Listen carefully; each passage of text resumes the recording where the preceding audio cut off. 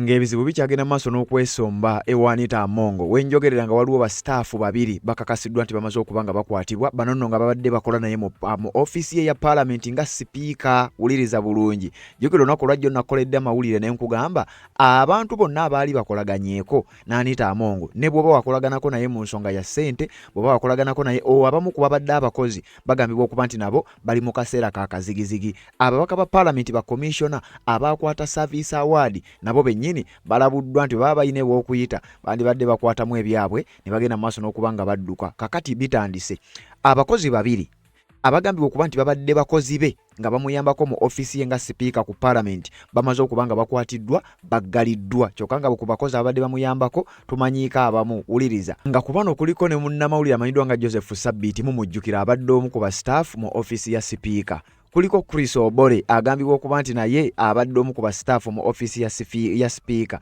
Kuliko kiraka wa Paalamenti amanyiddwa nga Adolf Mwesigye. Kuliko abamu ku b'ebyokwerinda okuli bodyguard amanyiddwa nga Agre Aruho. Kuliko n'abalala ababadde bakola emirimu egy'enjawulo mu ofiisi ya sipiika owa Paalamenti Anita Among. Kakati we twogerera kigambibwa okusinziira ku mawulire ge tufunye babiri bagambibwa okuba nti bamaze okuba nga bakwatibwa, bamaze okuba nga baggalibwa emabega w'emitayimbwa we batwaliddwa tetunnaba kuba nga tumanyawo. Bino byonna bigenda mu maaso ng'ab'ebyokwerinda bakyagenda mu maaso n'okunoonyereza. Emmotoka yalabiddwako ng'esomba ebibookisi n'ebibookisi nga teri amanyi oba bibookisi bya ssente oba bibookisi byaki, wabula ng'amawulire gakyayongera ogenda mu maaso n'okuba nga gayiika Anita Among akawaŋŋamudde. Wuliriza ng'oggyeko ebibookisi bya ssente ebisangiddwa oba ebigambibwa nti byandiba nga bisangiddwa mu maka g'omukyalo ono Nnaalongo Anita Among. Kakati wuliriza waliwo ssente ezaazuulibwa nga zino zaakwatibwa ku URA Customs miliyoni 10 eza dola nga mu za Uganda zibalirirwamu obuwumbi nga 38. Mujjukira mwezi ogwokuna ogwo guwedde twakuwa amawulire ng'ennaku z'omwezi 22 awo 23 nti waliwo obukadde 10.2 million US dollars equivalent to 38 billion Ghana shillings cash nga zino zaasangibwa mu konteyina ezitwala ebintu bya bulijjo nga zakwatibwa ku customs oba zakwatibwa nga ziyingizibwa mu ggwanga erya Uganda. Nga bagenda okwetegereza omukyala yatuuka n'okugaana enguzi mbu waliwo omukyala akola mu customs bamuyita Enid Priscilla Katusiime yagaana enguzi ya bukadde 3 baali bamuwa miliyoni 3 akkirize ssente ezo ziyitewo zibeere nga ziyingira mu ggwanga erya Uganda. Eyali aziyingiza teyategeerekeka wabula ba customs officer oba customs officer yavaayo n'ayagala amuwe obukadde 3 asirike. Omukyala n'agaana enguzi eyo era n'atasirika. Konteyina n'azaabya nga zigambibwa okuba nti konteyina zino zaali ziva mu ggwanga lya Turkey nti era zino konteyina bwe ziti zaali nga ziyingira nga tebamanyi ssente zino zaani nga tebamanyi biki ebiyingirira mu konteyina ezo. Luvannyuma nnyo omukazi ono agenda okwekebejja ng'ezimu ku konteyina ezo zijjudde ssente emprinting eza Uganda obukadde 10 eza dola nga zibalirirwamu eza wano obuwumbi 38. Kakati ebyama bitandise okuvaayo obadde okimanyi nti ssente ezo zandibanga zaali za Anita Among. Kati ebyo nabyo nga tubitadde ebbali tuli ku Anita Among. Wuliriza bulungi waliwo bills oba amabago agabadde gayisibwa mu Paalamenti y'eggwanga erya Uganda. Ngenda nno okuwa era nkuleetedde bills zonna zabadde ng'ayisa okuva lwe yafuuka sipiika. Kigambibwa nti Anita Among ono okuva lwe yafuuka sipiika mu mwaka gwa 2022 y'omu ku basipiika abasinze okuyisa bills ennyingi wabula nga bills zino zonna zinyigiriza omuntu wa wansi, ezisinga obungi nga ziri against omuntu wa wansi. Bills omuli etteeka ly'emmwanyi mulijjukira, omuli lino eryakayisibwa sovereignty bill, omuli amabago gonna nga bwengenda okugakugamba kubanga gonna nga kuleetedde mu vidiyo eno era njagala ogituuleko ogende maaso n'okuba nga ogiwuliriza. Kakati wulire ekiri emabega wa bino. Mujjukira kye bayita homosexuality bill, etteeka ly'ebisiyaga eryayisibwa era omukulu n'aliteekako omukono. Kigambibwa nti Anita Among mwe mwalaba abantu kusayininga tteeka, mwalaba abantu kuyisa tteeka mu Paalamenti. Njagala okutegeeza nti okusinziira ku mawulire ge tufuna galaga nti Paalamenti kyali kiguumaaza nti etteeka lino Anita Among agambibwa okuba nti yandibanga yali kubamu obuwumbi n'obuwumbi nga mwe mulowooza nti omukyala alwana nnyo okulwanyisa abali b'ebisiyaga. Kumbe ndowooza yali asika attention. Kigambibwa okuba nti ebintu bitandise okuba nga bizuulwa era essaawa yonna Anita Among bino byonna bigenda kuba nga bimanyika. Over 138 bills were passed mu regimu ya Anita Among. Bills 138 n'okusoba ze ziyisiddwa ekitabangawo mu mulembe gwa sipiika yenna. Ssente ezisaasaanyiziddwa mu mulembe gwa Anita Amongo tezisaasaanyizibwangako mu mulembe gwa sipiika yenna. Bakugambye Rebecca Kadaga yabeerera sipiika wa Parliament. Ssente za spendingibwanga Anita Amongo we yajja zaali zaakubisibwamu emirundi ebiri olw'ensonga nti ye munange mukazi wattu yali ayagala ssente amanyiddwa nga Anita Amongo. Kakati era kigambibwa okuba nti ssente zasangiddwa mu makaage n'abazisanzeyo bennyini zitandise okuba nga zibeewuunyisa beebuuza zino ssente zibadde zivangawa. Kigambibwa nti mu maka ga Anita Amongo waalabiddwayo emmotoka, akamotoka nga kalinga kavaani nga kafulumya ebisawo n'ebisawo, ng'ebisawo ebyo bigambibwa okuba nti bya ssente. Amakaage nga bwe nagakulaze abadde ayina joyinza okuyita compound nga waggulu kuliko kisaawe, wansi nga waliyo underground, waliyo basement naye nga parking ng'ejjudde emmotoka ezibadde tezirabwangako nga bamu tebamanyi nawa gye ziva. Ye mukungu wa gavumenti asoose okukwatibwa buli munnayuganda n'awulirwako ng'alabika musanyufu. Anita Amongo kiki kye yakola bannayuganda? Ngenda kuwaana ebigambo ebimu ku bizze byogerebwa. Alex Waiso Mufumbiro nga tannakwatibwa yalagula n'ategeeza Anita Amongo mugenda kumulabako mu kkomera kubanga ye Alex Waiso Mufumbiro yali atandise okuba yali amaze okukola okunoonyereza okutonotono n'abaako byazuula ku nsonga za Anita Amongo. Yali ku mukutu ogumu ogwa rediyo n'ayogera ebigambo ebyalaga nti Anita Amongo essaawa yonna mugenda kumulabako emabega w'emitayimbwa. Kakati nga we yabipredictinga tutandise okuba nga tubiraba onaawulira. Oli owa British High Commissioner ambassador wa Bungereza agamba Kenya bamutwala eruzira. Ekyo kituufu. Kati namba 3 Nambezi abaddeko Nambezi ne mujja kumulaba nga ezinyogoga zimulidde. Awo namba 3 aba ategeeza Nnalongo Anita Amongo. Kakati njagala owulirize mbikuleetedde byonna mu katambi kano nkugambye nkuleetedde bannayuganda ab'enjawulo be badde nga boogera before nga Anita Amongo akyali n'amaanyi. Obadde okimanyi nti kumpi buli munnayuganda munnabyabufuzi n'atali munnabyabufuzi atali mu bintu bino n'oyo agamba nti oba birimu bonna babadde bakaaba Anita Amongo. Naye kano ko tokeerabira bakomishona nga bw'obalaba awo nabo bennyini akaabwe kaawedde mudda kubanga nabo bennyini tebannawona tebannasimattuka luno. Nga bwe bakutte ba staff members mu office ya sipiika ng'ekiwandiiko bwe nakikusomedde olunaku olwajjo nga kikulaga kyabakulu baalagidde okunoonyerezebwa kukolebwe ku bantu bonna abaali bakolaganyeeko abaali badiirinzeeko n'Anita Amongo. Kakati ebyama byagenze okuzuulwa nga bano abakulu boolaba wano okuli Mathias Mpuuga, Solomon Sirwanyi, Prose Akampulira Mbabazi ne Esther Foyochani. Bano mu service award gye baatwala ey'akawumbi akalamba n'obukadde 7, Mpuuga n'afuna obukadde 5, bano abalala ne bafuna obukadde 4. Obadde okimanyi nti eyo yali diversion, nti waaliwo omutitimbe n'omutitimbe gwa ssente ezaali zikukusibwa nti era ssente ezo Anita Amongo nti okuwa bano akawumbi akamu n'obukadde 7 mbu waaliwo kye baali babikkirira okulaba ng'oba oli awo ensi tekitegeera era kyasobola okubikkirirwa kyekiriwa. Nakyo nkikuleetedde naye nga sinnakikuwa teweerabira nti na bano essaawa yonna bandibanga bagenda kunoonyerezebwako, sinakindi bandibanga bagenda kukwatibwa. Nga bulijjo kkiriza tujjewo akalango kano nzije nkuwe buli kimu nga bwe mbikuleetedde, byonna nga bwe byatambudde by'otannaba kumanya byonna ogenda kubitegeera. Wuliriza. Nsonga z'obufumbo olina omwami naye ng'akutawaanya, olina omukyala ng'akutawaanya, bajja ne bakwagalako ne bagenda. Gwe alina ebizibu mu byenfuna nga ssente zikuyita mu ngalo, wooteeka ssente zifa bufi b'owola tebazza. Gwe aloota ng'ogwa mu nnyanja, gwe alumizibwa omutwe nga guganja okuwona, naawe aloota ng'ebintu bikozesa ensonga z'obufumbo. Nina ekifo ku mugga awali amayinja wennyambululirako ebisiraani, ekikwa, ekifiiriza, omudibo, obutaganja, obutaweebwa. Nzijanjaba abantu ab'enzikiriza zonna, nsiŋŋaanibwa njeru ku lw'ejjinja. Gwanjagala kuba ku nnamba yange eyo, naawe wali ewala ennyo yita ku WhatsApp. Yes, webale kubanga okyagoberera yonna gy'osinzira okubanga gy'otulabira naddala gw'atambula naffe. Atanaba kubanga osubscribinga kkirira wansi awo olaba ekigambo subscribe kikwateko, kwata kade ka notification kakuyamba okubeera omu ku abo abasooka okumanya buli we tuba tutaddeyo. Oluvannyuma lw'ebyagudde ku Nnalongo Anita Amongo waliwo be bitalese kye kimu era ng'obulamu bwabwe bwatandise dde okubeera nga bukyuka. Essaawa yonna basuubira okubanga bagenda kukwatibwa, naye ate ekyo ng'okitadde ebbali waliwo bannayuganda abawulirwa amaloboozi gawulirwa nga gagenda maaso n'okubanga gasagambiza ng'era abasinga obungi ku bo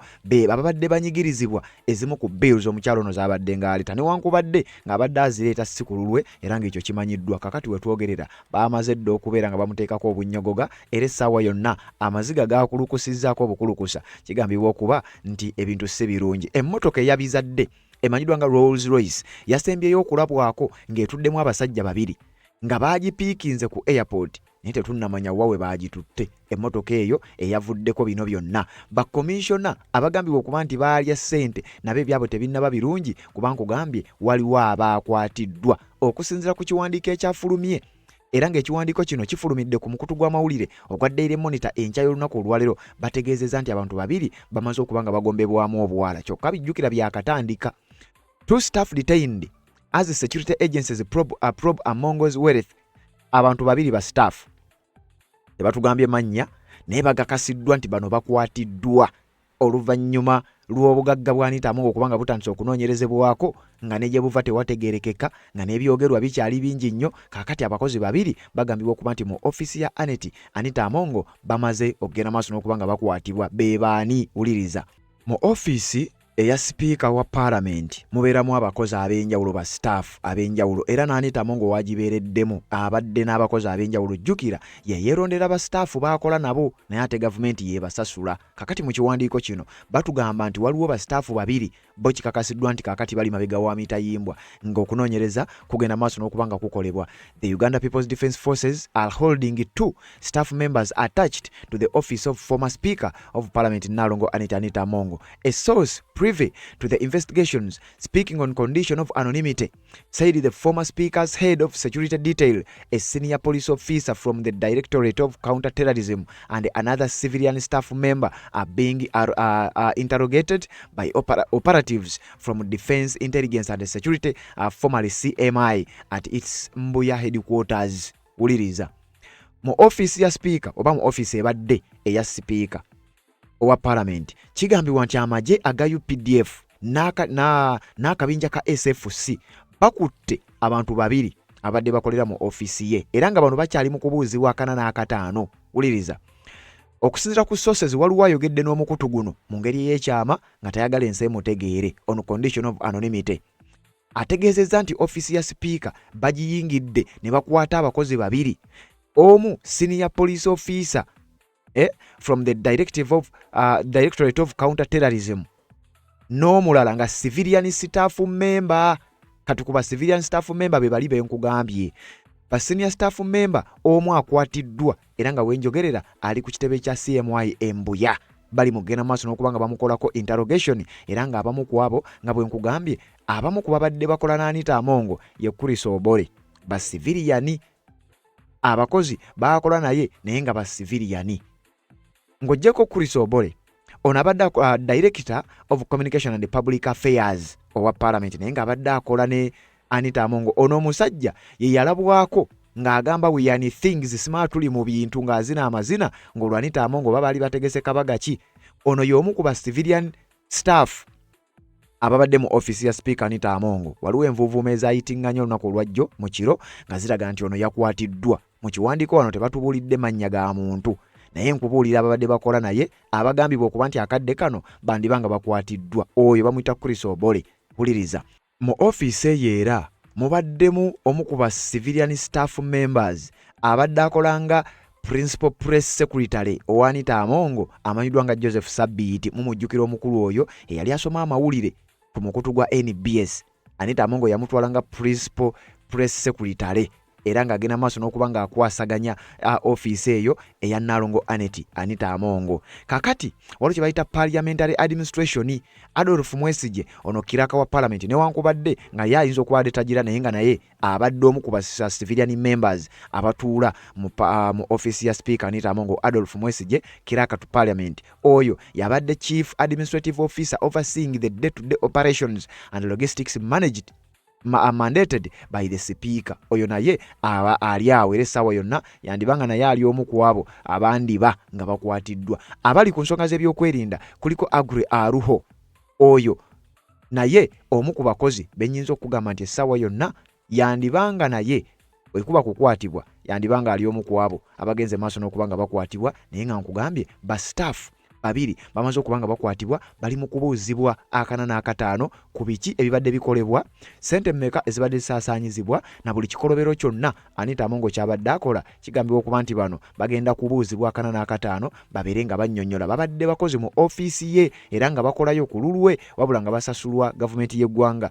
erya Uganda. Kakati okusinziira ku kiwandiiko ekifulumye batulaga nti abo bamaze okuba nga bakwatibwa naye nga mu makaage ag'e Nakasero Mackinnon Road bakyaliwo abasajja ba SFC bakyagenda mu maaso n'okuba nga bagalawuna naye nga amakago nga bw'ogalaba waggulu wano ku surface compound weebeera ebe wali compound waliwo engeri y'ekisaawe nabikulaze olunaku omutambi lw'ensembe y'okkuwa. Then ate ndowooza ekifaananyi ekyo kankikwongere. Then ate wansi waliyo parking, ekifaananyi kiri bwe kityo. Ako kolabanga akasaawe compound eyo wansi waayo waliyo basement bapakingayo mmotoka. Kigambibwa nti abasajja bagenza okufuukuuza, bagenza okusala gate basobole okuggulawo bayingire, bagenza okutuuka ng'emmotoka tolaba nti tubadde tuwaana zibbenzi ne zi Range Rover waasangiddwayo emmotoka ezitamanyiddwa nga n'ebimu ku bibookisi ebyaggiddwayo tebyategeerekese oba byabadde bya ssente oba byabadde byaki. Anita Amongo akaseera akakazigizigi ne kagenda maaso n'okuba nga kamujjira era essaawa zino njagala okutegeeza nti embeera gy'alimu yeeyo nga bw'ogenda maaso n'okuba nga ogiraba. Kigambibwa waliwo ebisawo n'ebisawo bya ssente ebyandiba nga bisangiddwa mu maka ga Anita Amongo wabula nga kirowoozebwa nti ssente zino ezimu abadde azifuna mu makubo agatali matuufu nga waliwo ssente ezibadde zikukusibwa ne ziyingira eggwanga erya Uganda nga ssente ezo zirabika zibadde zisobola n'okusuula gavumenti wabula nga ezimu tetunafuna nnyo information ezikwatako. Waliwo obukadde 10 obwa $, miliyoni za $, 10 simanyi oba omanyi kye zitegeeza, $10 million. Ssente ezo omwezi oguwedde bw'obanga obadde ogoberera era ng'otambula naffe ku mukutu guno gwa Red Zone TV tubadde nga tubyogera bino, tubadde nga tubikuwa era nkakasa osobola okubitegeera. Uganda Revenue Authority Customs Officer intercepted and recovered $10.2 million, about 38 billion Ghanaian shillings in cash concealed in a container of household goods belonging to a Ugandan returning from Turkey. Uliriza punsalosalo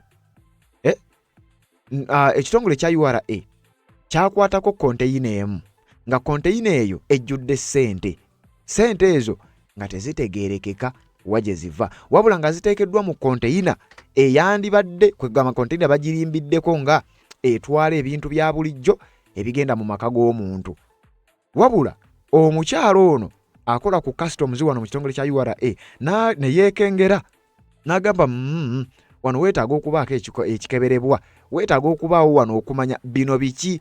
Sibinza okuba konteyina mutulaga nti etwala bintu bya waka naye byetaaga okukebera kubanze mpulira nfunyeemu omutima ogugamba mbyandibanga si bye byo. Wulira kati okusinziira ku nvuuvuumo kigambibwa era kirowoozebwa nti ssente zino zandibanga zaali za Anita Amongo. Entuuka gye zaatuukamu nga bw'omanyi ekitongole kya URA naddala Customs Office be bakiriyalinga ebintu ebiba bivudde ebweru w'eggwanga. Kakati bano konteyina zaatuuka ku kitongole kya URA.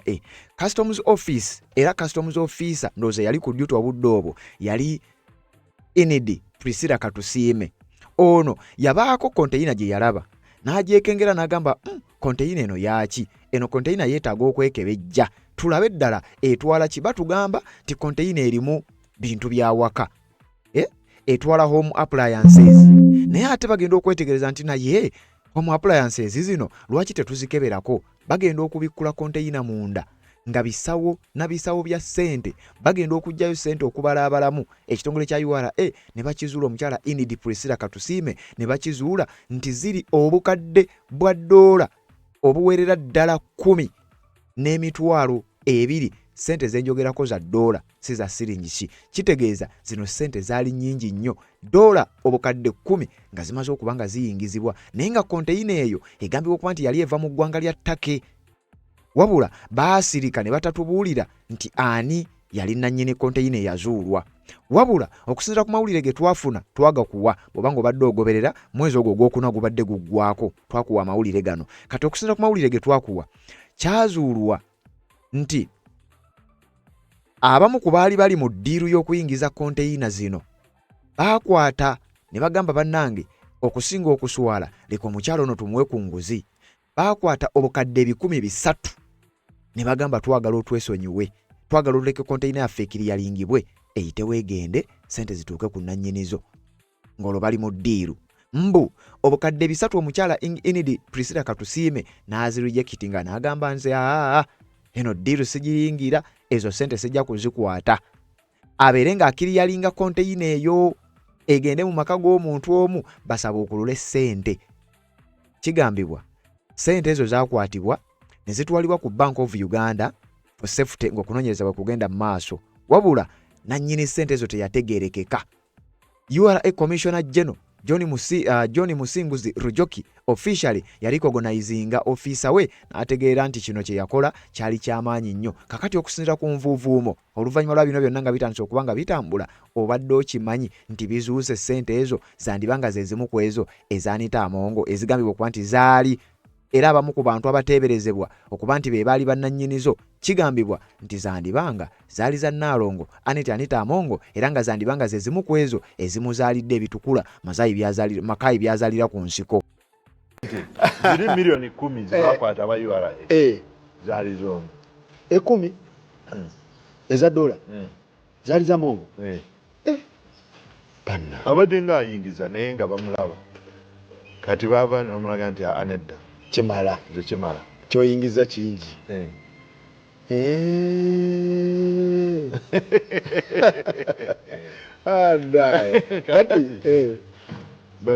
Bayinza omukwatiramu eryo etteeka n'amalala of course n'amateeka amalala. Kati biki byako Parliament agirwaninza atya? Biki ebisinza omukuba? Ye ensobi gye yasooka okukola webutakkiriza nti ku maanyi ge, ku background ye ne ku magezi ge okufuuka sipiika eyandibadde nga entikko n'alowooza nti asobola okusukkawo ne yeefuula Mini Museveni. Abadde afuuse Mini Museveni atya agaba sente. Jukira Museveni wano yeefuula nannyini sente. Museveni ye nannyini ye source. Yeefuula si yalina okubeera naye yeefuula kye nannyini sente yatugabira. Kati Anita Amongo ye n'agamba nti nange nja kugaba. Akati ezo sente zenjogerako ezigambibwa okuba obukadde 10 eza dola nga mu siringi za Uganda ziri balirirwamu obuwumbi 38 naye nga za muntu omu. Kyokka nga kigambibwa nti bwe zibanga ddala kituufu zaali za Anita Amongo obwo busammambiro kwezo ezigambibwa okuba nti zasangiddwa mu makaage abasajja ne beewuunya n'abaagenze mu maka ga Anita Amongo okwaza bano be basindise. Jukira wadde babyakwerinda naye basajja battu nabo embeera si yebeeraawo nti yakabi nnyo bembeera nnungi nnyo, nabo bennyini basajja battu babeera mu mbeera nga mbi. Kakati beewuunyizza ne bakwata ne ku mutwe ne bagamba kiki kino kye tulaba. Amaka ga Nnaalongo Anita Amongo nga ssente ezisangibwa mu makaago ekyamazima nga tezirabwangako era baatutta akabanga nga bagenda maaso n'okuwaza n'okukebera buli nsonda okulaba nga bazuulira ddala n'ebirala okumanya ebisangiddwayo bibadde bingi. Ne we twogerera mukadde kano kigambibwa okuba kyaba ebyokwerinda bakyali mu maka gano bakyagenda maaso n'okuba nga bafuukuuza. Wuliriza kati abasajja bano bafuna batya information era bino bijja bitya okuzuulwa nti ddala mu maka gano mulimu ssente ez'omwi w'omusolo ezitategerekekako mayitire. Wuliriza mujjukira mawulire ge twakuwa nti waliwo omukazi eyakubwa amasasi okumpi n'amaka ga sipiika Anita Amongo. Bino nno njagala owulirize bulungi nnyo, bino byambu. Wuliriza ngenda kuwa akatambi wano ogenda kutya.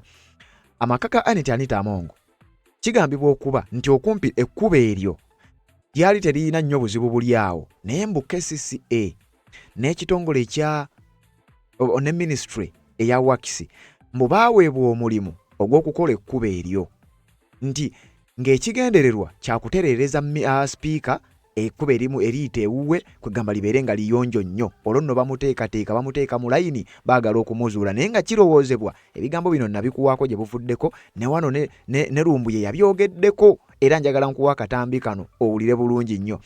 Mbu KCCA yatuuka n'eweebwa obuvunaanyizibwa nti twagala mukole ekkubo lya eriyita ewa sipiika Anita Amongo. Ne ministry ya wakisi nabo ngejjukira be bavunaanyizibwa ku bino okukola enguudo n'ebirala, wabula mbu nabo tebaamanya mu kusooka kabadi kali kuki kakati jukira bano baba bagenda maaso n'okukola omulimu nga baddira contract nga bagiwa kye bayita SFC Engineering Brigade.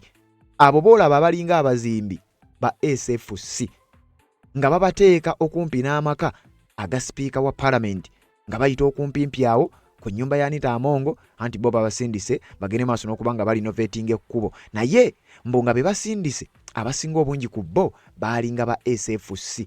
Kakati Anita Amongo ng'alowooza munene mu ggwanga nti era olaba n'ekkubo lye baleese balikole jasirwa kuba nti speaker ayitawo. Kumbe abaleeteddwa bagambibwa okuba nti baalinga ba SFC naye nga n'ababa employees kwegamba nga n'ekitongole kya KCCA wamu n'ekitongole ne Ministry ya Works nga nabo bandiba nga baali tebategedde ku lukwe luno kuba oba oliawo mwandibaddemu mikwano gye ne bamutemyako nti abo abakola ekkubo kigambibwa nti basobola okuteekawo kamera ez'ekyama, basobola okubeera nga bamuwa obuvunanyizibwa bwa kuketta baani abayingira ewa Anita Amongo.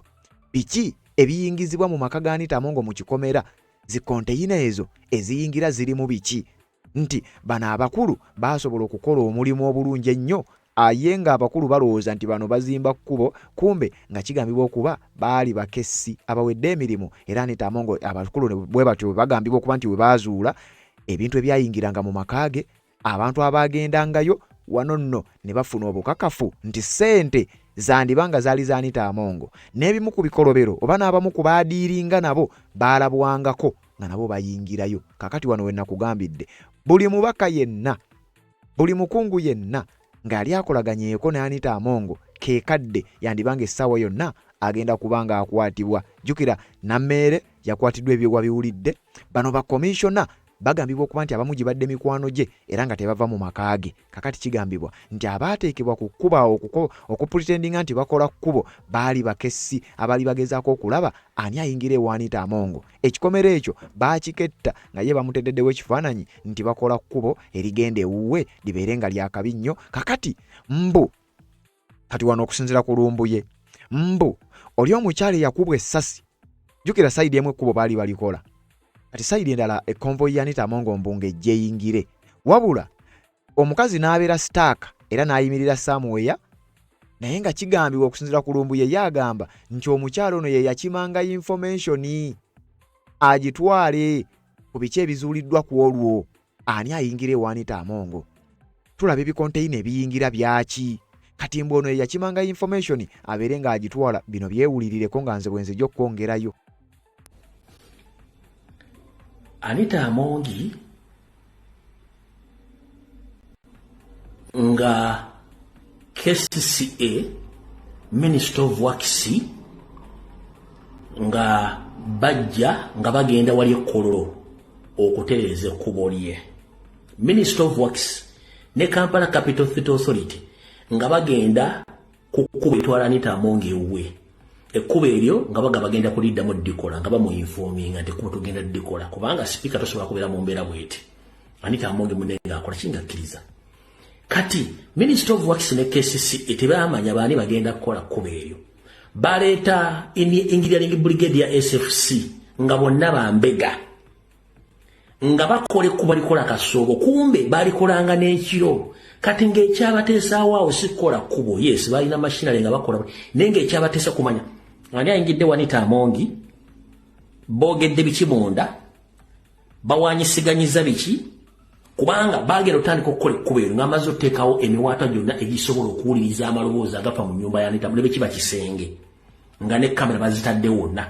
Kati Anita Amongi yalowooza nti bali mukola kkubo, kumbe eyo SFC Engineering Brigade gye baleeta okukola ekkubo eryo yali ezze kubega Anita Amongi on a daily basis.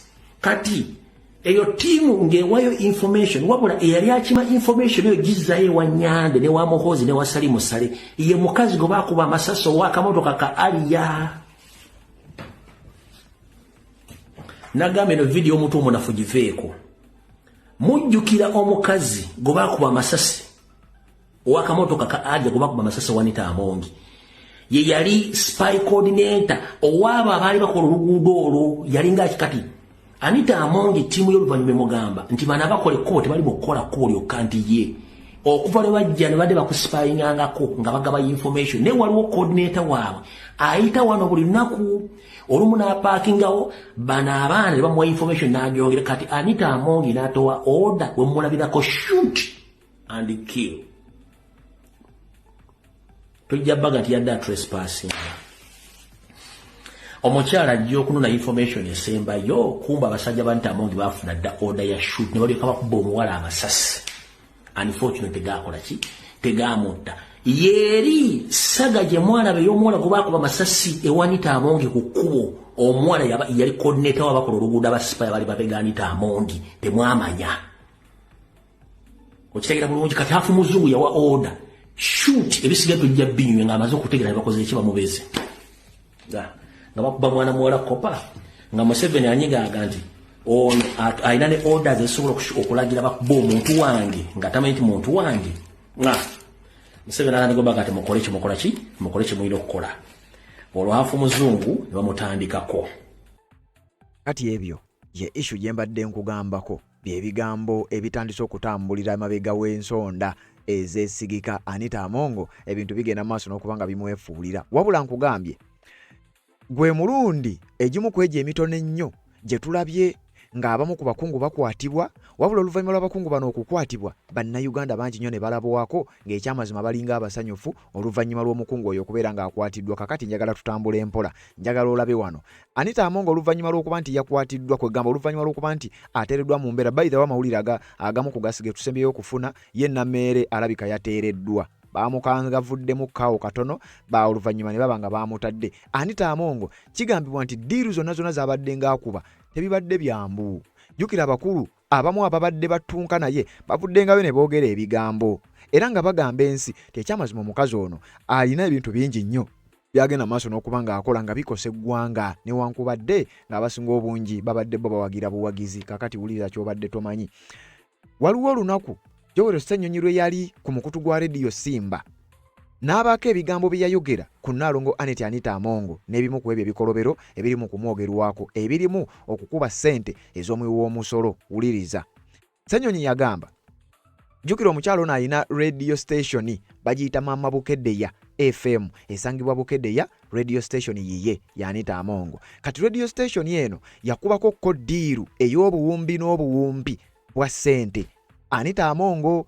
ng'akozesa office ye nga speaker nti yali asobola okuinfluencinga kumpi buli kimu kiki kye yakola waliwo ujjukira wabaawo ebiranga ebirina okulangibwa ku radio stations ez'enjawulo gavumenti eranga gubanga mulimu gavumenti eranga kati radio stations nezijja ne ziteekayo okusaba kwazo gavumenti ng'eyita mu bantu baayo ne batunulemu ne balaba radio station eriwo enaasinga okutambuza campaign eno obulungi kati Anita Amongo ye eyo issue bwe yajja teyatawaana kukkiriza issue eyerangibwe wabula yagikwata bukwasi n'ajeziza n'akozesa abamu ku bastaafu be mu office ye ne basayininga nga bamanager ba radio kyokka ng'ate bakozi ba gavumenti mu office ye era nabo bennyini bandibanga bajja kukwatibwa sinakindi nga bakwatibwa nadda kubanga kino kye baakola nakyo kyali kimenya mateeka kakati oluvannyuma lwa bino diiru ssente ezaali zifulumye ne zigenda mu nsawo ye Mama FM Mama Bukeddeya FM negenda maaso n'okuba ng'ekuba diiru eyo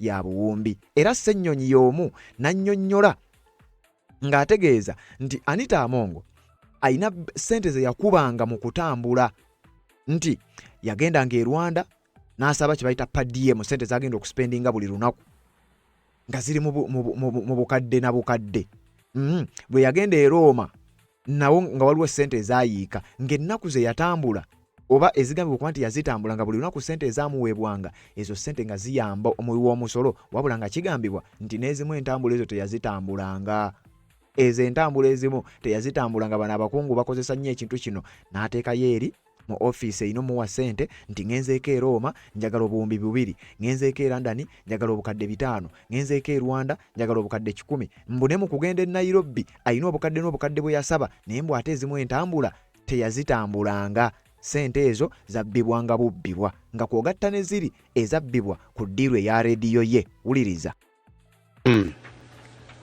ensonga endala waliwo contracts ezigabibwa again mu ngeri etategeerekeka eno contract ogiraba enkutte mu ngalo zange eno contract between Parliamentary Commission and Mama Bukedia FM. Mama Bukedia FM radio station ya mchala gobaita Anita Mongo owekitiibwa speaker. Kakati eno contract ya buwumbi busatu mu million 135 3.13 billion.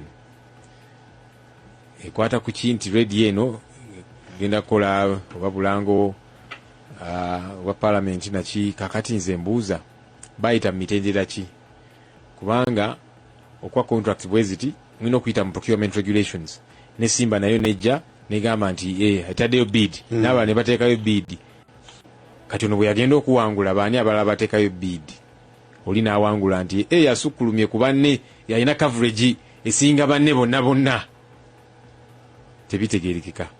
Nene ekirala ekyennyamiza eno contract eno abagisayininga nga bamanager aba radio station eno bakozi mu office ya speaker okawulidako abasayininga nga bamanager aba radio station eno bakozi mu office ya speaker abasasulwa government. Yes. Kakati mbu basayininga ku mbube bamanager ba radio eno. Ayogera bino mubaka wa parliament ate nga si ordinary MP wabula lead of opposition mu capacity yo muyayogerera ebigambo ebyo nga kizibu nnyo Joel Sanyonyo okumulira nti ayogedde byanjwanjwa nga kiraga Nalongo Anita Amongo sente z'omuwi w'omusolo bwati bwabadde ngazikumpanya kakati wenjogerera bitandise okubanga bizza omuzigo kakati njagala owulirize tukyagenda maaso era ensonga nakugambye byonna tujagenda maaso n'okubanga tubikuwa omutitimbe n'omutitimbe ogwa sente okugambye okwanti gubadde gusola n'okusuula gavumenti Anita Amongo gwabadde nagwo kigambye okuba nti oba oli awo ne bakama be balabika zezimu ku nsonga ze baatidde ono nga bwe nti agenda kukwatisa kumpi buli muntu yenna abadde adiirinzeeko naye nga ne bakomishona bano tebawona mukimanyi nti n'omubaka Muhammad Nsereko wadde naye ayogera naye yandibanga naye ali omu ku abo abali mu kaseera akakazigizigi. Anita Amongo okumanya abadde ne ssente nnyingi baaliko kolumu ne Honorable Muhammad Nsereko ku TikTok live nga ssebo ssente bazigabira ku live era abantu baakubanga bukubi masimu baatulanga butuuzi awo ku TikTok live yaabwe ne basaba ssente. Anita Amongo nga ali wamu ne Muhammad Nsereko nga bakwata ssente bagaba bugabi era nga tebafaayo mmeka ze bagaba. Wuliriza. Mami nange embeera sinungi bampeeyo akantu. Ngulira omwana w'amata. Some namba y'essimu wano. You give him the number. Thank you, Mami. 0770 0770 twagala ye atero 0702 Jirina 0702 0702 12 90 22 Ereta Afsa Bulera. Honorable, God bless you so very much. Webale kwagala Haji Afsa Bulera. Ogambye mataga mwana. Mataga mwana. Akuteereddeko emitwalo 2 naye omwana wanyu amata kika kyako. Thank you, Honorable. May you never lack. Omunene walinja kumukomyawo naye bano bendeese tebamanyi kuba luseke. Temumanyi na kumanya kuba luseke. Abali bajja wano mu kifo ky'okuba omugagga oluseke omugagga muleese muli awo mwemola bwemozi.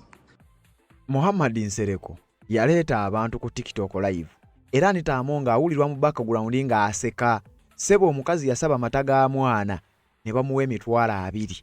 Anita Amongo n'awulirwa mu background nga aseka era ng'agaba ssente ezo. Kakati Muhammad Nsereko naye bino ebintu bwe bino tebinnaggwa naye yandibanga ajja kuteekebwa ku lukalala kubanga ezo ssente baali bazigabira mu capacity ki baali bagaba zaaki baali bazijjeewa nga mukadde kano Anita Amongo ali mu kunoonyerezebwako onaawulira bigenda maaso n'okubanga bitabuka ssente Anita Amongo zabadde asaasaanya ezibadde zoogeza abantu obwama ne Robert Kyagulanyi Ssentamu yatuuka n'okuzoogerako olumu balina gye baali saidize ye Busoga mu kuziika Robert Kyagulanyi Ssentamu era nga bw'omanyi nti bitandikira eyo abasinga obungi ne babirabanga ebitalina nnyo makulu wabula gye biggwera nga batandise okugenda mu maaso n'okubanga bafeesinga nga bwe yabagamba nti mujja kukiwulira kakati wulira ne wano yategeeza abantu bwe yali mu kuziika n'agamba bannange Anita Amongo sente za spendinga zikubisa mu za Rebecca Kadaga ze yaspendinga nga mu parliament era tewaliyo mbaka member tewaliyo speaker wa parliament yali asasanyiza sente nga Anita Amongo bwazisasanya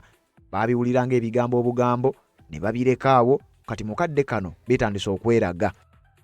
Kadaga bwe yali speaker wa parliament sente ze bakozesanga zaali ntono nnyo less than 9 billion ne Amongo yazikubisamu emirundi eki ena tewali mulimu gwanja olukolewa ne kubanga yayagala sente no wonder walabye okugulirira mama neyanziza mwalabye corruption mwalabye bribery mwalabye okugulirira njakalulu bakaguze buguzi openire nga Museveni yefuda atalaba Amongo bwabagulirira ng'atunula eri naye bwe batuuse mupulirize bulungi bwe babadde mu kulonda wakati wa Kadaga ne Amongo ng'alaba sente z'omuwa omusolo zigenda zigabibwa okugulirira abantu Museveni yatunulidde eri talaba Anita Amongo bwagulirira naye bwe batuuse mu kalulu akaasani basajja balaba ne ono musajja yani ow'ekisolo Siza Mulinga ababadde bavuganya ne basajja balaba Museveni na stopping okulonda okoti okugaba sente kuyitiridde kitegeeza waliwo abaana waliwo neki kati mama Kadaga abakwenda nifwe ababasada tebakwenda waire bakusosola. Kakati ebigambo bye yali abyolekeza Rebecca Kadaga ku nsonga za Anita Amongo nenga mu bigambo wuliddemu nti Museveni yatuuka n'okutya ng'omukazi sente za spendinga nnyingi tezimanyiddwa na wa gye ziva naye ate teweewuunya nti ye mukama we era nga Anita Amongo mu bigambo birumu yawuliddwako ng'ategeeza ku nsonga z'emmotoka mbu ye bakama be bamanyi bulungi nnyo nti alina omukwano ogw'ekimmemmette ku mmotoka ez'ebbeeyi luxury cars. Kakati we twogerera bakama be ate be bamutadde mu mbeera ey'okunnyonnyola sente zino wa gy'abadde azijja. Kati era nga tukyagenda mu maaso n'okkuwa bino nga tukyagenda mu maaso n'okunnyonnyola biki ebigenda mu maaso nkugambye waliwo ne sente z'abadde akuŋŋaanya mu zimu ku biiru ze zibadde ziyisibwa nga sipiika kyokka ng'omuntu wa wansi biiru ze zino zigenda mu maaso n'okuba nga zimunyigiriza. Abamu ku babaka ba paalamenti abadde atuuka n'okubayisa ng'abaana be nga parliament yatuuka okugiyisa nga akasomero ka kindagateni abaka ba parliament abayita abasiru ayogera nabo nga ababaka ne batuuka n'okulaajana. Sekikubo ye yamuyitako yagambako simanyi oba talina doesn't have sense. Sekikubo n'atuuka omugaba mukazi musajja wattu Madamu Speaker I have sense ne byenjogera mbitegeera nze sinywa mwenge sitamidde. Parliament abadde alina engeri gy'agitwalamu era nkugambye oluvannyuma lwa Anita Amongo ebyembeera gye yaguddemu abamu ku babaka bye babadde nga boogera bitandise okuba nga bitandika okudda. There are those who are powerful and this country has seen many powerful people. This is the first time I'm seeing the Speaker of Parliament causing 2 people to be detained at Ruzira because they spoke or they did not appreciate. Because this is politics. If you do not want to be criticized, stay in your house. Don't come to politics. Politics you have to tolerate. You caution, you advise, you reprimand. There are lots of ways you can do that. Awo Sekikubo yali ali ku Anita Amongo. Anita Amongo yateeka Sekikubo mu mbeera enzibu. Ojjukira Sekikubo ye yaleeta petition ey'okusayininga bajja obwesige mu babaka ba paalamenti bali abana abaali balidde ssente y'omuwi w'omusolo mu Service Award. Anita Amongo yagaana petition ya Sekikubo newankubadde ng'ennamba y'emikono egyetaagibwa petition okubanga eproceedinga yali agiwezezza obulyawo n'okugisussa. Abaka b'oludda oluvuganya n'abamu ku ba NRM baateeka emikono gyabwe ku petition eyo nga baagala bano bakomishona bagobebwe mu ofiisi zaabwe olw'okulya enguzi ey'akawumbi akalamba n'obukadde 7 ezaali zibaweereddwa Parliament mu Service Award. Kakati bambi musajja wattu Sekikubo bwe yatuuka okupresentinga ebintu bye Anita Amongo n'amugamba n'amuyisa mu mbeera ng'atalina mukungu atalina mubaka wa Parliament. Kakati Sekikubo ye ensonga gye yali ayogerako musajja wattu bambi ng'agenda maaso n'okubanga alaajana. Kakati finally obwenkanya bulabika butandise okubanga bujja. Alex Wayusa Mufumbiro yayogerako ku Anita Amongo era n'ategeeza nti Anita Amongo bwe baali bagenda okumukuba sanctions ekyamazima Alex Wayusa Mufumbiro yali yakyogerako nga tebinnaba kubanga bibaawo olw'ensonga waliwo ebyali bimaze okuwulikikwa. Wayiso Mufumbiro bwe yali ku mukutu ogumu n'ategeeza nti sanctions zino ezigenda okukubwa Anita Amongo ne bakama be baali bamaze okuba nga bazitegeerako era nga byemu kubimutuusiza mu mbeera eno. Wayiso Mufumbiro gyali yonna mu kkomera yaleka ebigambo bino ng'abyogedde. Oli owa British High Commissioner ambassador wa Bungereza agamba jeno wamwe wano bulijjo abagamba nti tebabona kye bamugamba abagamba nti ninda tovaawo togenda ntebe sigale na kasero ndeeta amawulire g'obulyake oyinayo omulyake enamba emu oyo tugenda kumuteekako envumbo ku bintu by'ayina Bungereza n'abaana be basomera Bungereza kuba nagamba nti you have an incompetent and inept era sejusa bigambo ebyo kuba nzize mbyogera ate mmwe abakyabalaata muligenda okutunula mu biwandiiko bye bali babalese emabega bwe mulimanya nti Bawayiswa twalina obuvumu bye bali babalese emabega bitya nga bagenzi kuba bajja kuvaawo naye gwe fumiitiriza ate gino emisango bano abagizza bo tebajja kutawanyanga General Museveni bano tebalina immunity whatsoever. Kye nabagamba nti Parliament does not operate with immunity. Nakyogera the only immunity they enjoy is when they are on that floor of Parliament for what they represent of their people, but they do not enjoy immunity and cannot hide from liability on the misuse of public funds. Nga mwina ne ruling ya Supreme Court, nga mwina ne interpretation ya Leadership Code, nga mwina ne interpretation ya Anti-Corruption Act. Mwewe nyini be mwaisa mu parliamenti, nga namwe mwalimu, nga waliwo ne president ya handshake je mwayogererako. Lindako, speaker taina immunity. Taina. Hatete tubatwalangako mu kooti Kadaga alisi mutute mu kooti ku byekisanja. Tali mututeyo. They don't have immunity. Kati Wayiso Mufumbiro teyakoma okwo era mu programu endala ng'ali ku mukutu era omulala yayogera n'ategeeza nti Anita Amongo ono ajja kukwatibwa mujja kumulabako ng'ali mabega wa mitayimbwa ng'obunnyogoga bumuteekeddwako olw'ebikolobero byagenda maaso n'okuba ng'akola olwa ssente y'omuwoomusolo gyagenda maaso n'okuba ng'adiibuuda. Wayiso Mufumbiro gyali mu kkomera ne bino nabyo biwulirize bigatteko nga sinnakuwa oluvannyuma lw'akatambi kano. Kigambibwa nti waliwo bills ezibadde ziyita mu parliament ng'ekigendererwa si kya kunyigiriza bunyigiriza mu nnansi kyo kyokka newankubadde nga yemu ku target. Wabula mbu waliwo ne ssente ezibadde zikuŋŋaanyizibwa mu bills zino ezibadde zireetebwa mu parliament. Gw'olaba mukazi kulwana nnyo kulaba nga biiru eyita era n'olaba mukazi kucacyanca nnyo na kusanyuka nga biiru emaze okuba ng'eyisibwa. Kigambibwa nti zino waliwo n'akasente kabadde azikuŋŋaanyaamu. Kati ebyo nga sinnatuukayo ngenda zikusomera bills zonna wabula nga sinnazikuwa sooka owulize Alex Wayiso Mufumbiro nga tannasibwa yapuledikitinga omukazi ono nti wadde otusiba naye naawe ogenda kusibwa ate n'abakusiba nabo bajja kusibwa. Wuliriza. Tumanyi nti Gilbert Bukenya bamutwala eruzira. Ekyo kituufu. Kati namba 3 Nambezi abaddeko Nambezi ne mujja kumulaba nga ezinyogoga zimulidde. Abaddeko namba 3 biseera ki? Bino eyali abaliko I can predict that in a few years she will be dangling in Chitali. Kumulembe ki? Gojja kulaba ne weguba guno.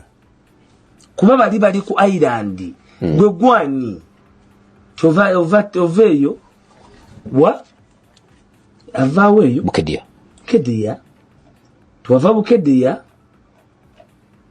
Ojogobe minister Jajja gwalonze. You can go away with it. Ekigobya Kadaga kutandika kutambula na briefcase. Zijaminga process. Nga president. Kati onagoba minister woli. Ng'olunaku okujja nga tolabira kubasa. Ekyagana Namuganza era ffe tunulidde okulaba abatukulembera kati bali ku level ekyagana Namuganza okujja mu parliament emirundi gyonna omulundi ogumu nze ndi musajja mu Anglican Basfula Archbishop Kazimba n'agenda e Busoga alisivinga pledge ya president $5,000,000 ku parish. $1,000,000 ameka? Okuva ewa Namuganza nawe lero kwerwako n'ababaka ba parliament omwali Honorable Moses Waliomu ng'ogamba nti awo tewaliwo olutalo lwa njawulo. Essente zaatwala zaaki? Za president. Era Masaka gye baagaba miliyoni 150 era n'aweerezayo Namuganza n'atwalayo 5 ga parish. Gwe era nga Anita tolaba. Atwale miliyoni 5 gwe gyatwala 5 wasindika 100 bino bikolebwa ogamba Parliament soso gabe sente miliyoni 150 ngezigaba bweti yasindika 105 Parliament tugamba Namuganza ayinza okutuuka okugobwa nga president tamanyi anti katulinzi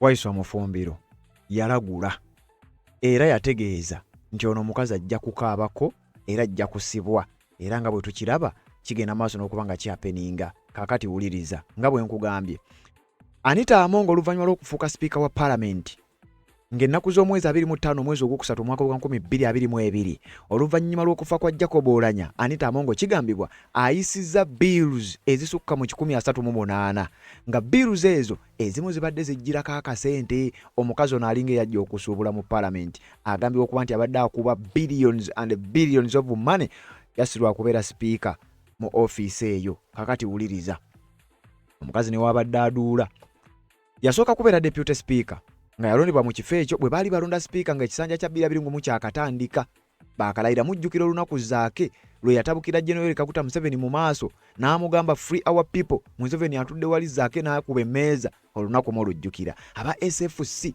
ne batandika okuva mu butebe nga baali batudde n'abamu ku babaka nga bamu tebabamanyi olunaku olujjukira. Kakati kigambibwa nti Anita Among yasooka n'alondebwa nga speaker nga 24 ogwokutaano then oluvannyuma nga 25 ogwokusatu 2022 yafuuka speaker omujjuvu oluvannyuma lw'okufa kwa Jacob Oulanyah.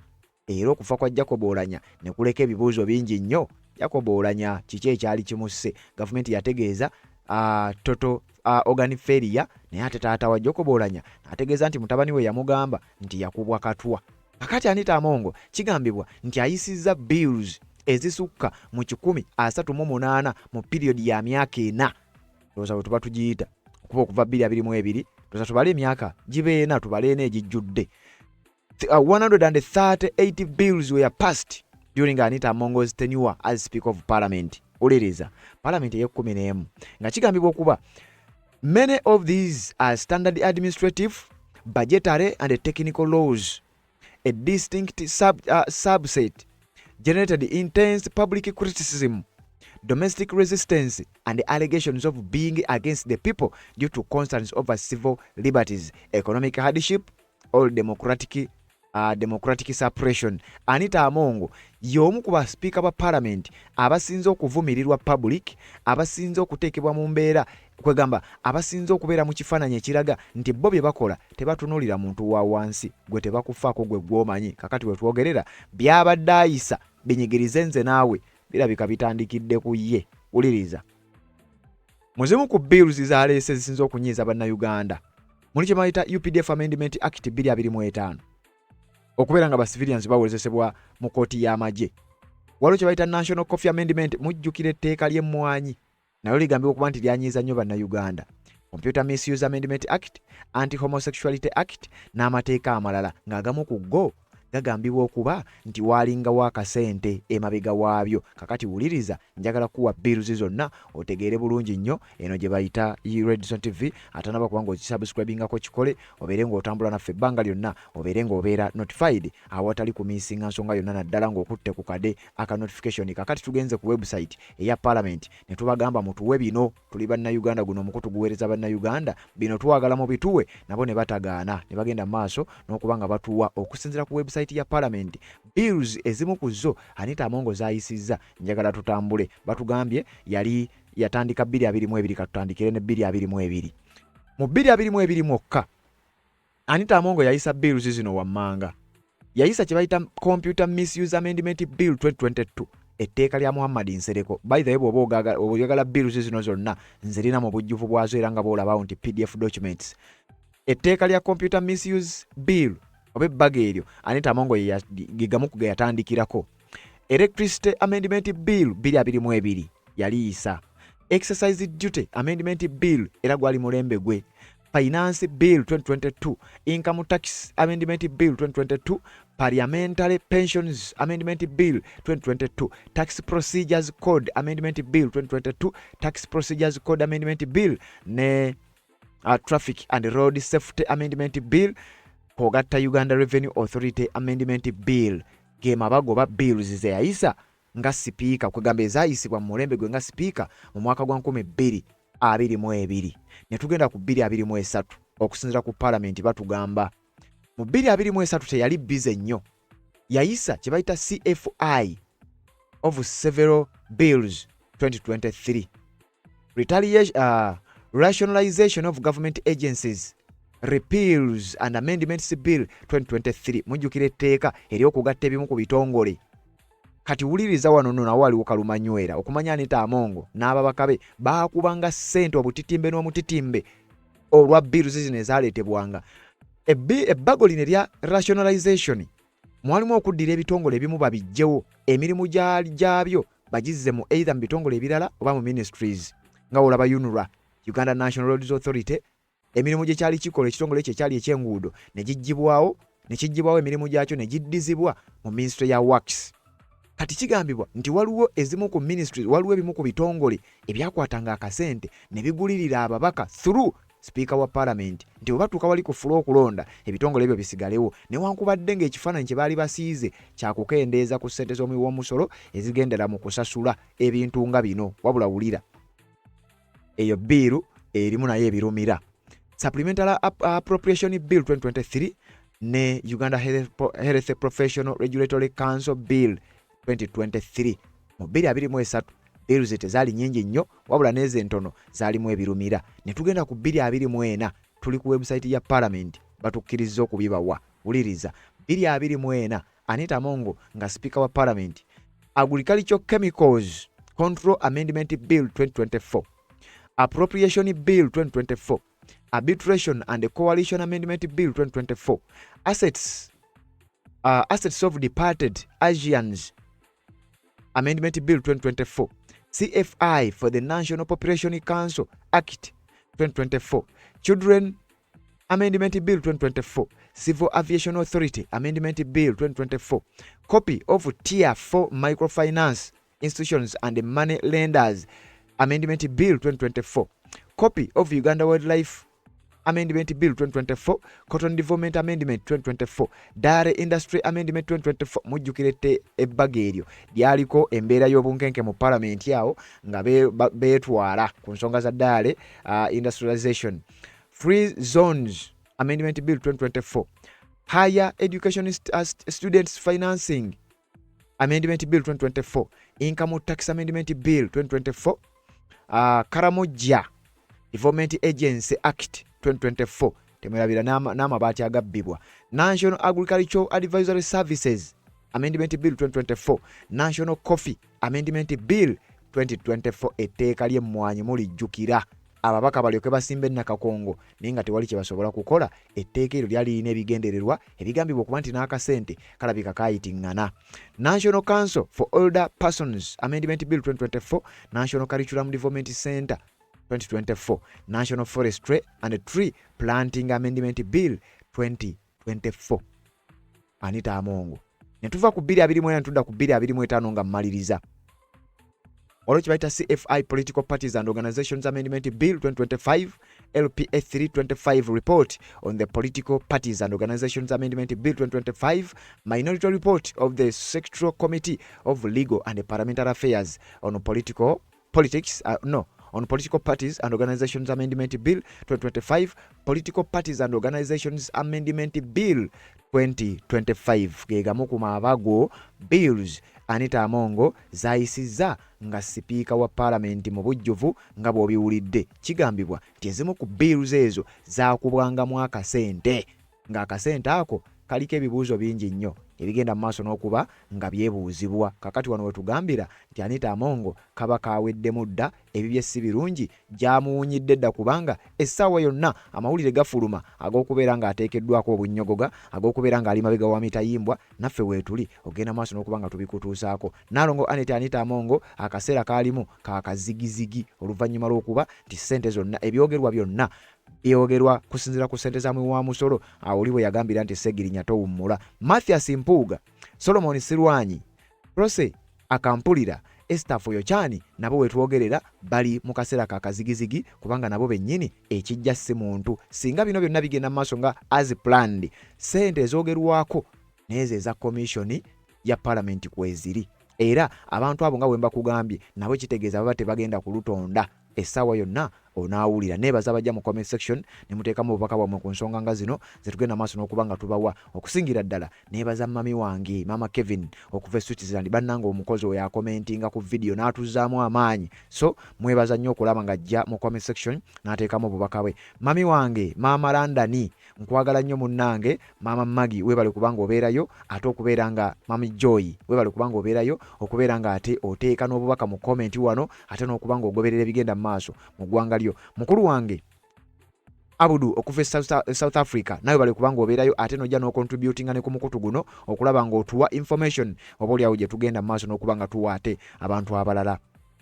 Mukadde wange David Mukasa okuva UK webale kuwagala nsi ate webale nnyo okubeera ng'ogoberera omukutu ogwa Red Zone TV. Mwebamu ku bantu abampa amaanyi na buli muntu yenna abali e Dubai, abali e Qatar, abali luddawa, mwe mutuwa amaanyi n'okusigala nga tufeffettanga bino ne tujja tubeere nga tubigabanako ffenna tubikutuuseko gwe gy'osinzira okubanga gy'oyagalira eggwanga lyo. Naffe abali e Kampala tugende maaso n'okuba nga tukola ekisoboka okulaba nga at least tukwapudeetinga kino ekitono katukikole, newankubadde nga n'ebinene tubigezaako naye nga ne kino newankubadde si kyamaanyi nnyo katugezeeko kubanga tukola ekyo. Abajja mu comment section ne muteekayo baka mbebaza. Simon Mula webali kubanga kwoli message yatuuse bulungi nnyo.